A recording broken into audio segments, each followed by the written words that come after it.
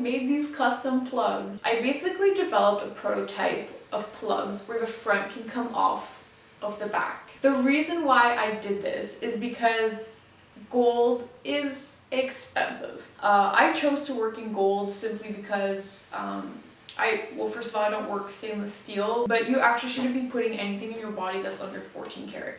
So these guys are 14 karat. I just felt like for somebody who's had plugs for many, many years, when you're working in gold, it can get quite expensive. Like, I'm not gonna lie, like there are substantial costs like upfront in making gold plugs, right? So I wanted to kind of develop a way of not having to repay the plugs every single time, because if you look at just these for both ears, I'm like 14 millimeter diameter. I don't know what that is in gauges. I can never remember, but I'm 14 millimeter diameter, so it's still quite large but not huge. Just these two pieces in gold would have been close to like over $1,000.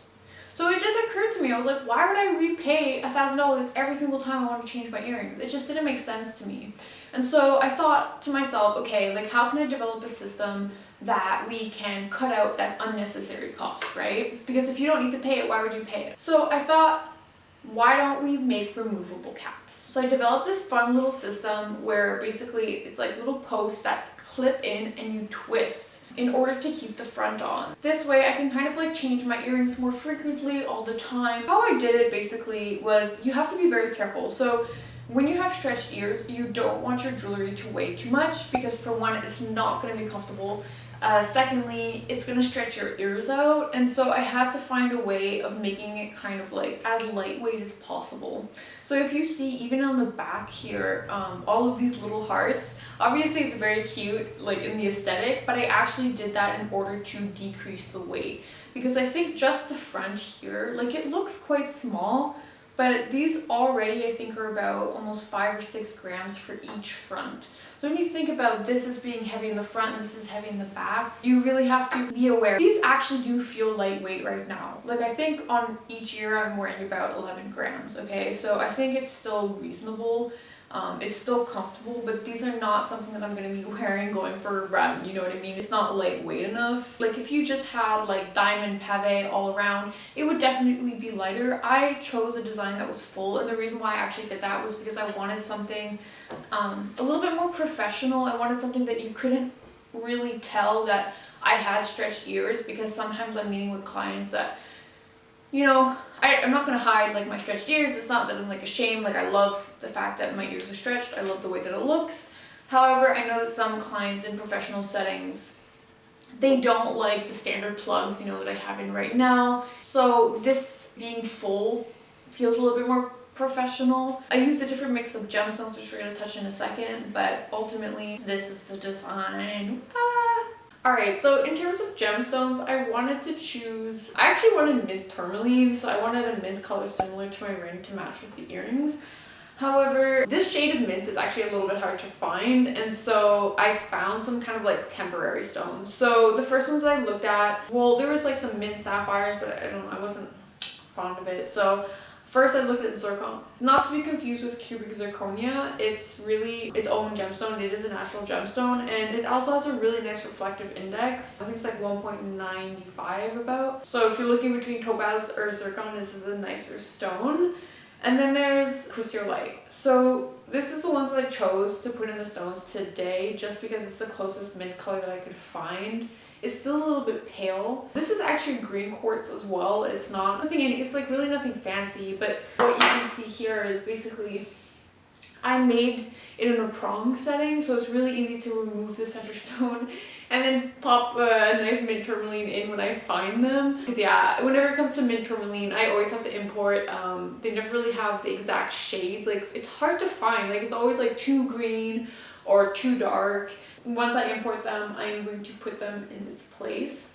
Another thing I decided to do was, I didn't want to have all diamonds. I also added little mint colored gemstones as well all around, simply to give it just like a little bit more of a pop of color. For me, mint and yellow gold, it just like, I think it just looks so good. Any colored gemstone really. I love the color of like blues, purples, reds, anything. And I think this is gonna be really nice for the spring as well. And it's really cool because this is like what it really looks like when we're doing custom design as a whole. So like when we're working with clients, this is kind of like what they see. This is what we send them before we actually make the pieces. These look quite massive, but in reality they're only like this big. They're just very, very detailed, and I chose to do a very floral design. Yeah, and it's also really fun because when we do it in 3D, we can really easily calculate all of the weight of gold and like the cost of materials and everything, because like this is really important because these are really heavy pieces, and so when you're going to be wearing them in your ears, you really want to make sure that they're like not too heavy. Like everything here looks, I think, a little bit bulkier in 3D, but in reality these flower petals are super dainty. They're like 0.8 millimeters thick, so it's quite thin. You just get the impression. So a lot of the times you can have plugs where the back will actually screw off. Like the ones that I'm wearing right now, the backs will screw off, okay? The reason why I didn't do that now is because gold is extremely soft. So these guys are made in 14 karat, and what that would entail is if the backs came off, you need to have a screw. But for pieces that you're taking off constantly, like on and off, right? We take our jewelry pretty much, like I'm gonna be taking these off every night. And so when you're gonna be taking them off, if they have a screw on the back, and you're constantly screwing it and unscrewing it, the teeth, what we call the teeth, like the spikes, the grooves that they fall in place into, if it's in gold, they strip really quickly. In turning them constantly, it will rip the metal, and it's just, you're gonna be left, I feel like even after 6 months, you'll be left with things that no longer work. They'll just kind of fall out. So I really didn't want that. Which is why I decided to not have the backs on kind of like as a twisting method. These are designed with a very, very small lip, and they're made so that I can fit an elastic on the back. So that was done intentionally. I don't mind wearing an elastic on the back. That's totally like your preference. Anywho, I hope you enjoyed this production video. Let me know in the comments if you have any questions. Obviously, we're gonna start doing more production videos.